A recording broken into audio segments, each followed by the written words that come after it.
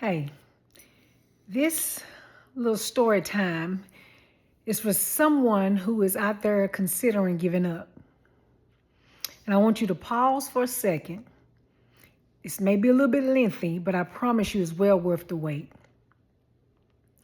I want you to use my testimony, one of many, as an encouragement to you to hold on and to trust God's plan and His will for your life. You see, when I was divorced, I came home with a 4-year-old and a newborn. I was a classroom teacher. And I knew at that time that I could not provide for my family, my daughters, the way I desired to, on a teacher's salary. And so I went back to school. So I was teaching, I was coaching, I was raising my girls, and I was going to school at night. So as I was going through my master's program, doing well in school, making A's all through the program, God had just really blessed me through the program. But I got to the point in my program where I had to pass my certification test. Now, all educators in Texas, y'all know about these tests, certification tests and so forth. But this was my principal test. And so knowing how much I needed to increase my income, being the head of my household and being able to provide for my family, there was a lot of pressure that I placed upon myself and the urgency to do well.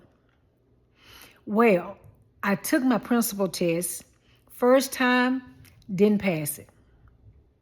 Second time, didn't pass it.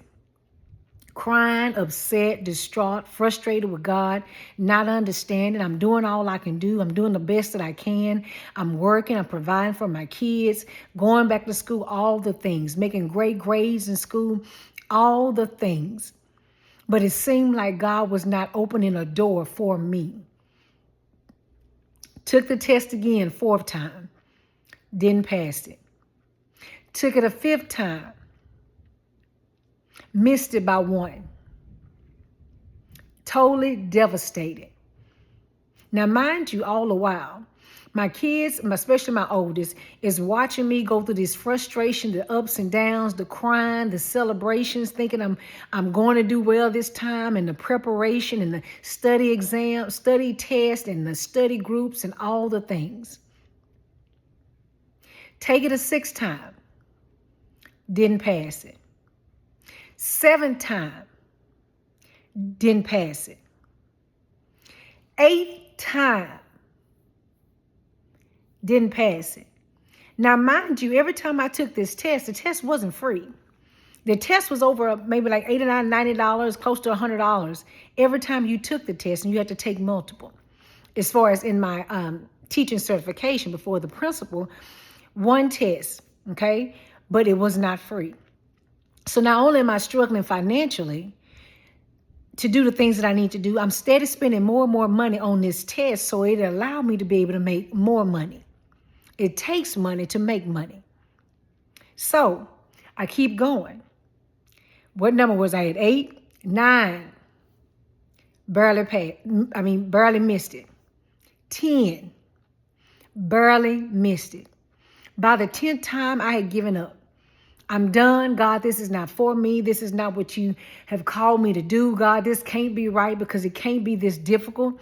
If this is of you, then it shouldn't take all of this. It wouldn't consist of all of this. I don't know why I'm not doing well. I've made A's in all of my classes and all of my coursework. Things just wasn't adding up. It wasn't making sense. I'm striving to live for you. And I felt like I was keeping up my end of the deal, but God wasn't. And I was mad and I was frustrated. So I was ready to just start a whole nother career. And then God had to bring me to myself as He looking over me, throwing this temper tantrum, and remind me of what He's called me to do, which was to teach, to educate, and to pour into children. So I get through my temper tantrum or what have you. Then took it the 11th time. God, I know we got it this time. God, we on the same page this time. This is the 11th time I've taken this test. Failed it by 2.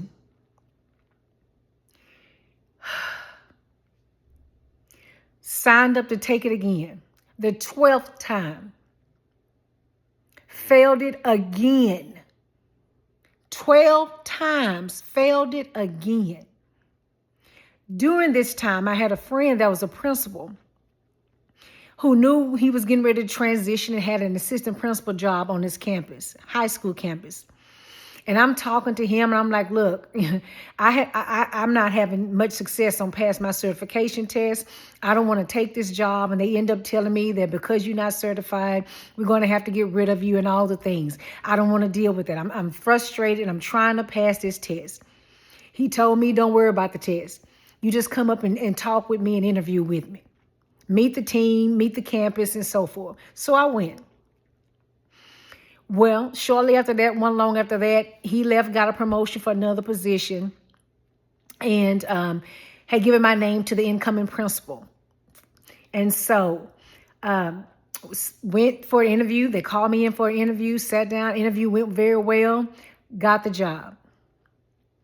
Now, mind you, right before that interview, I had went to take my test for the 13th time. The 13th time. 1-3. Right before our interview. I completed the interview, and at the end of the interview, I let my campus principal know at that time that, I want to make you aware that I'm not certified. I haven't passed my certification exam. I've taken it multiple times, haven't been successful on it, but I just recently taken it, and I haven't gotten my scores in yet. And she looked at me and she said, you know what? I'm not worried about that test. You'll do fine, and we want you. Talk about a breath of fresh air. So the school year starts. We're going through professional development, staff development. I'm still waiting on these scores. I knew what she had already said, but I'm still waiting on my scores because I didn't want that hanging over my head, knowing that they could get rid of me at any time, as far as relates to the end of my contract, because I was not certified. But when I tell y'all, the first day of school on a Monday, my scores came in. And I had passed the test. Not only did I pass the test, I blew the test out of the water by 20, 25 points. Blew it out the water. You talking about somebody shouting, praising, thanking God, who was always on time and grateful. And what God showed me in that was to continue to trust him in all things. When things don't look like I desire them to look, when things are not adding up, when I know that I'm walking according to his will and his way, the best that I can, to trust him for the outcome. Because little did I know, and early on when I was failing those tests, God was working on the back end, putting that head principal in position that I knew, providing the promotion for him to move to another position, for him to let the incoming principal know about me. All those things he was working behind the scenes that I didn't have a clue about. And it was all about his timing. See, just because things are not moving the way you desire them to move from your eyes, from what you can see, God is always working. He's orchestrating stuff that you don't know nothing about. He's moving people around. He's set it up one. He put it down another. He's moving people from here. He's taking folks from there. He is arranging things and strategically placing things, putting things in place for you, his child, to be exactly where he has called you to be. And although you don't always agree with the journey and the process on how you got there, you trust and believe that whatever way God is bringing you, that's the way you have to go.